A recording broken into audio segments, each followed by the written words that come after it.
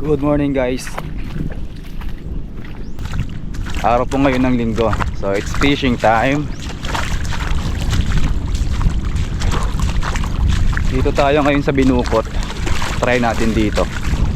Solo fishing muna tayo ngayon. Yan yung spot natin guys. Dito tayo dito sa kabila. Bawal doon.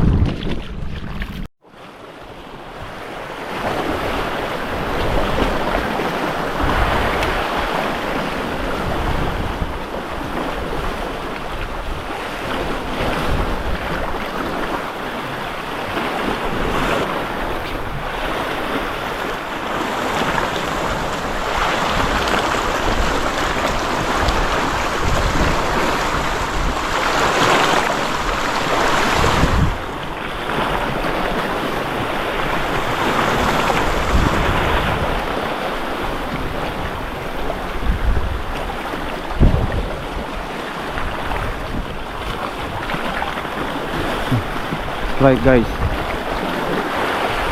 Uy.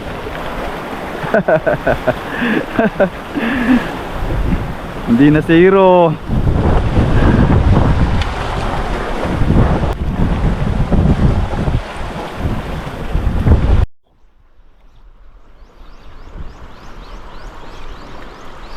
Fishing tayo guys.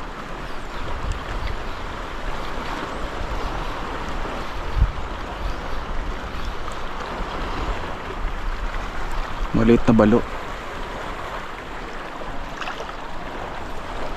Napakakit naman ito na mata.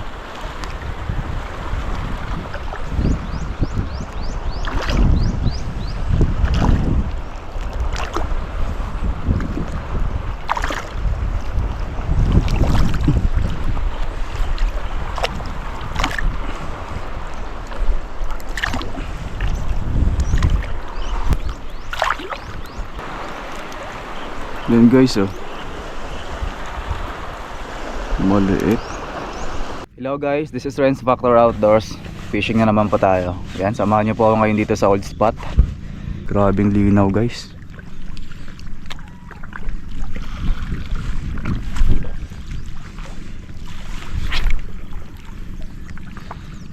Sobrang linaw naman Ano kaya pwedeng lumipat?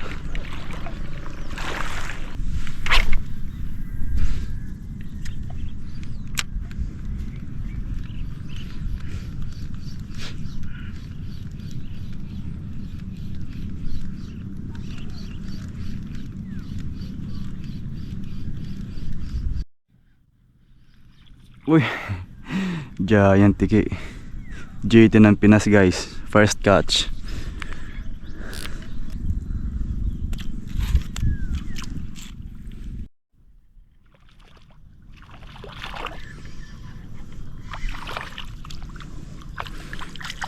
Uli.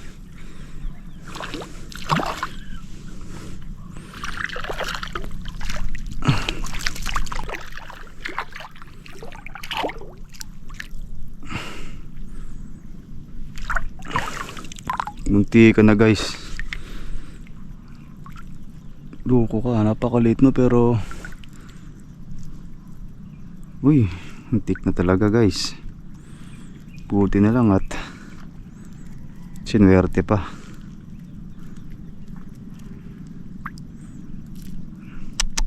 Tindi nitong hayop na to. Talagang titirahan yung linya natin Grabe yung gas-gas.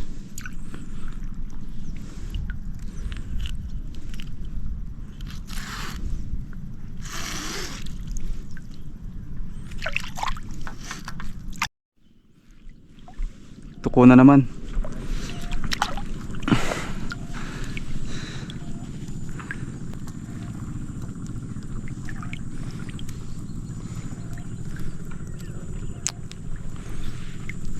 Wala man lang ibang isda.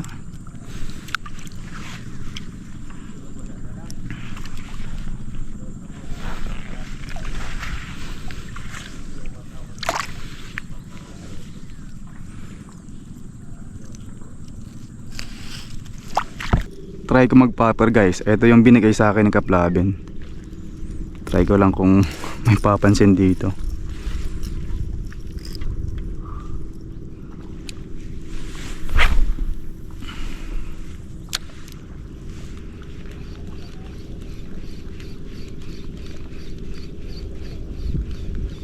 Hindi siya nagpapap. Sayang guys, may kumagat sa anong balo. Guys oh, GT na naman oh. Shoutout nga pala kay Sir Gomes, kasama natin ngayon.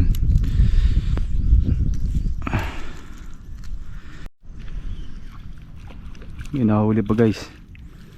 Kugaong oh.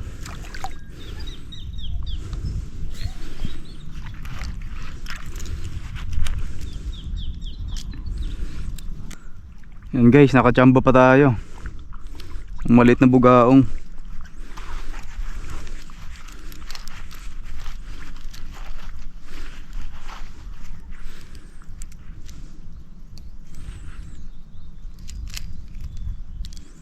Ganda ng tama oh.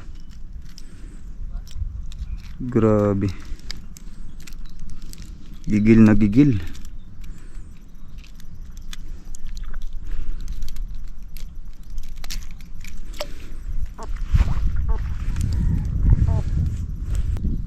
Nagre-reklamo. Bata pa daw siya.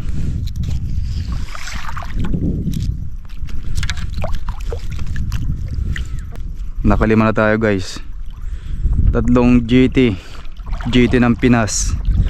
Isang baby balo at isang bugaong.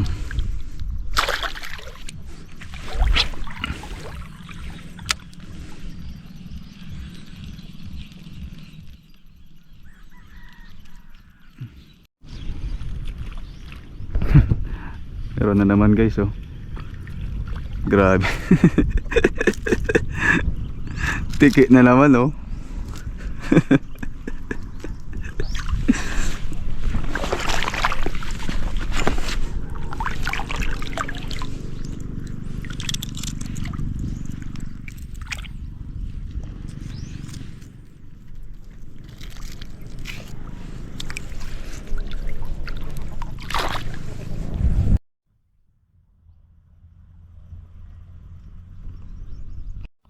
So yun guys, end of session na tayo. Dito na po nagtatapos ang ating maikling kwento. Naka apat na tiki din tayo, isang bugaong at saka isang needlefish. Yun lang po yung kinaya natin sa 2 oras nating casting. Sila Sir Gomes nandun pa sa kabila. Nakita kami sa spot ni Master Go, tsaka yung mga kasama niya, taga Rizal, taga Barangay Rizal. Ako'y tinambad na at medyo mainit na guys. So okay na sa akin yung 2 oras na casting. At tsaka hindi na rin tayo makalugar dyan at andyan na yung mga namamana. Yung 2 namamana andun, dumating sa spot ko.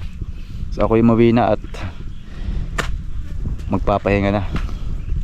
Tama na to. Yan guys, hanggang dito na lang. See you next adventure.